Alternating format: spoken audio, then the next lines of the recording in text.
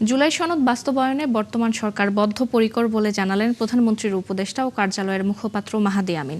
সরকারের 2 মাস পূর্তিতে আয়োজিত সংবাদ সম্মেলনে তিনি এই কথা জানান। সবার সম্মিলিত প্রয়াস থাকলেই ইতিবাচক উদ্যোগে প্রত্যাশিত বাংলাদেশ গড়ে তোলার সম্ভব বলে আশা তার।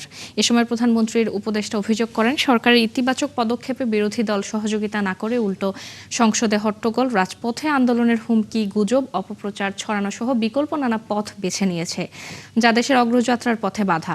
সরকারের ভুল তুলে ধরার পাশাপাশি ভালো কাজে পাশে থাকার আহ্বান জানান মাহাদি আমিন। তিনি বলেন, সবার সহযোগিতা ও গঠনমূলক সমালোচনাই সরকারকে সঠিক পথে এগিয়ে নিতে সহযোগিতা করবে। সংবাদ সম্মেলনে বিএনপি সরকারের বিগত 2 মাসের ইতিবাচক কর্মকাণ্ডের খতিয়ান তুলে ধরেন তিনি। বলেন, বৈশ্বিক সংকটের মধ্যেও দেশে জ্বালানির তেলের দাম বাড়ানোর সিদ্ধান্ত নেওয়া হয়নি, যা সরকারের দক্ষতারই অংশ।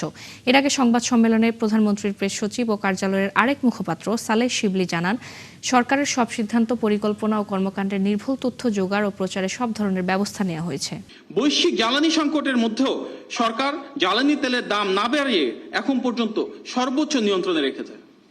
যেখানে বিশ্বজুড়ে জ্বালানি তেলের দাম বৃদ্ধি করা হয়েছে, তার বিপরীতে বাংলাদেশে জনস্বার্থে ভর্তুকি বৃদ্ধি, বিকল্প উৎস থেকে ক্রয়ের উদ্যোগ, দ্বিপাক্ষিক ও বহুপাক্ষিক কূটনীতিতে তেলের সংস্থানকে প্রাধান্য প্রদান এবং আন্তর্জাতিক দর কষাকষিতে বিশেষ গুরুত্ব, এই বহুমুখী পদক্ষেপের ফলে সামগ্রিকভাবে যে কোনো দেশের তুলনায় বাংলাদেশের তেলের দাম যথেষ্ট কম রয়েছে।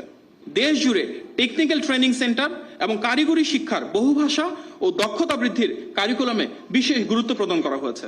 প্রধানমন্ত্রী তারেক রহমান ইতিমধ্যেই তথ্য মন্ত্রণালয়কে জেলা তথ্য অফিসগুলোকে আরও কার্যকর করার নির্দেশ দিয়েছেন। এই অফিসগুলোর কার্যক্রম আরও জোরদার করা গেলে স্থানীয় পর্যায়ের সঠিক তথ্যগুলি তুলে ধরা এবং মিথ্যা তথ্য, ভুল তথ্য কিংবা অপতথ্যের বিরুদ্ধে সক্রিয় ভূমিকা রাখা সম্ভব হবে। কোনো জেলায় কোনো ঘটনা ঘটলে জেলা তথ্য কর্মকর্তাগণ যাতে তথ্য প্রদানের জেলার মুখপাত্র হিসাবে ভূমিকা রাখতে পারেন, সেটি নিশ্চিত করার জন্য ইতিমধ্যে তথ্য মন্ত্রণালয় কার্যক্রম শুরু করে দিয়েছে।